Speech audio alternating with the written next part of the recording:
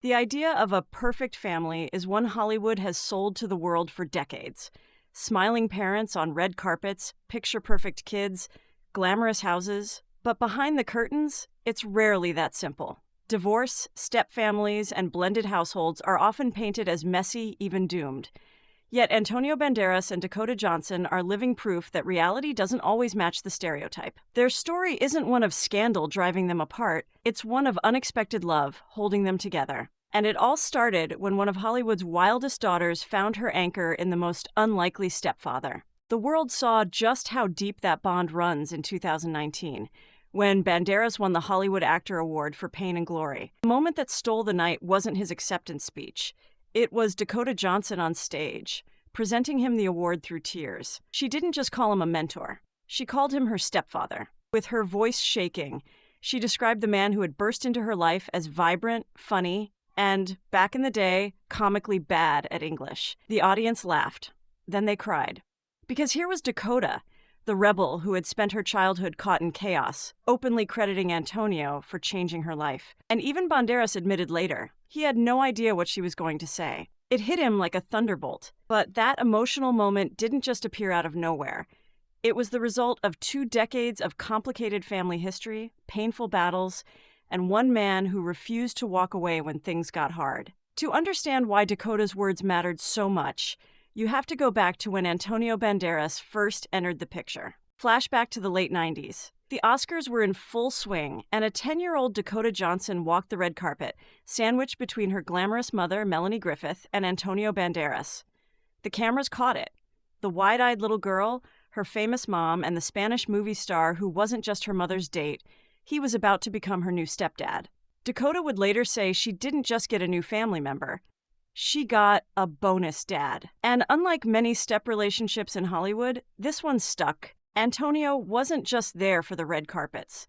He insisted that Dakota finish high school before even thinking about acting. He knew what fame did to young people, and he refused to let her be swallowed up by it too soon. Dakota later admitted she listened to him. She held back on auditions until after graduation, something that gave her the stability she needed. Fans often wonder, would Dakota have become another tragic Hollywood child star if Antonio hadn't been there to draw the line? The truth is, she didn't exactly come from a stable household to begin with. Melanie Griffith, though beloved as an actress, spent much of Dakota's childhood battling public demons: substance abuse, stints in rehab, and high-profile scandals. Dakota's biological father, Don Johnson, wasn't always a steady anchor either, caught up in his own struggles with drugs, alcohol, and a turbulent love life. Dakota has admitted in interviews that she grew up feeling wild and feral, a kid without boundaries or consistency. "I didn't abide by the rules very well," she once said. And it's no surprise when your parents are constantly fighting their own battles, who's left to guide you? That's when Antonio stepped into the storm. He met Melanie Griffith while filming Too Much in the mid-90s. Both were married at the time, Antonio to actress Ana Leza and Melanie to Don Johnson. But the attraction between them grew undeniable, and eventually they married. With Melanie came not just fame, but children, Dakota and her brother Alexander. Suddenly, Antonio wasn't just a movie star, he was a stepfather. And that wasn't a role he could take lightly. He has admitted it wasn't easy at first. One day he was a bachelor actor. The next he had a 6-year-old girl, a 10-year-old boy, and before long, a new daughter with Melanie, Stella. Overnight, he had to learn what it meant to be a dad. But instead of keeping his distance, Antonio leaned in. "As soon as I realized that," he later recalled, "I started establishing my relationship, giving them security little by little, doing the father thing." It wasn't perfect, but it was real. Dakota and Alexander even gave him a nickname, Paponio, a mix between Papa and Antonio.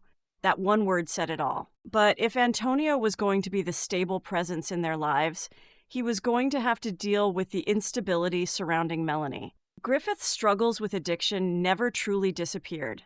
She was in and out of rehab, her marriage rocked by fights and public setbacks. Antonio stood by her through it all, but he admitted privately that if leaving was the only way to force her to get clean, he would have walked. That's not the kind of confession you make unless you've been through hell. Meanwhile, Dakota was growing up fast, and not always gracefully. As a teenager, she was rebellious, angry, searching for control in a world that gave her none. Her parents sent her to a Catholic boarding school, hoping it would instill discipline. Instead, Dakota was bullied. She admitted in interviews that she was forced to deal with adult problems far too young.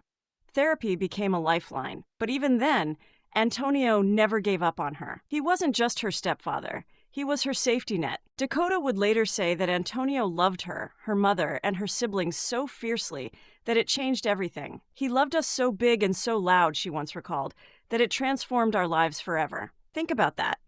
In a family famous for chaos, the loudest love came from the man who wasn't even related by blood. Years later, when Dakota's career exploded with 50 Shades of Grey, Antonio became one of her biggest cheerleaders.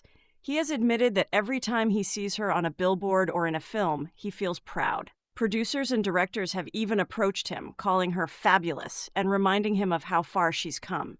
He beams at those stories because he knows the journey wasn't easy.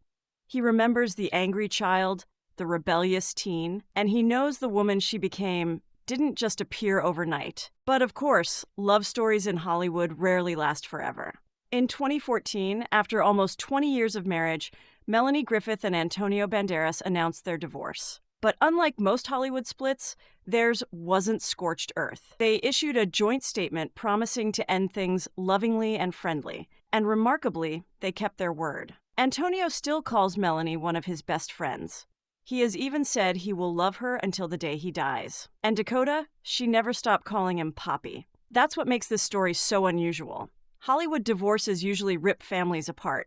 Stepchildren drift away. Old resentments flare up.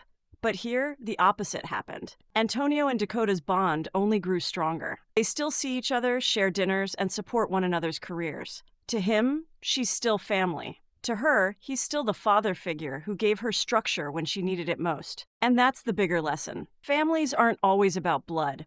Sometimes they're about choice, about the people who show up when others can't. Antonio didn't have to step into Dakota's life. He could have kept his distance, but instead he embraced the chaos, helped raise a rebellious girl into a woman, and in doing so, earned a place in her heart that will last forever. Because in Hollywood, where most families collapse under the pressure of fame, Antonio Banderas and Dakota Johnson built something rare, a chosen family that's stronger than the stereotypes. And it's why, even after the marriage ended, even after the tabloids moved on, Dakota still tears up when she calls him my stepfather.